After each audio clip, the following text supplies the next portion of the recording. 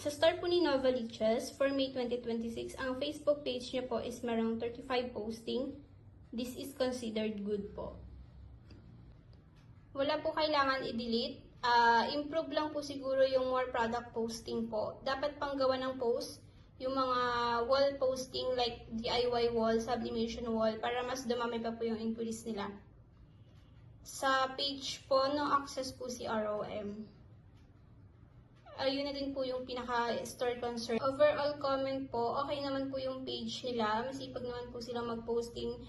Minsan hindi nga lang po consistent yung pagpo-posting. Pero maganda naman po yung mga pag-take ng photos and yung mga images ko na ina-upload nila. Mabilis din po silang kausap when it comes to branch fulfillment po.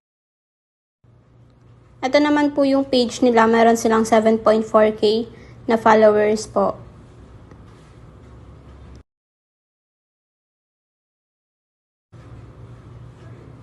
Okay din po yung engagement ng bawat posting.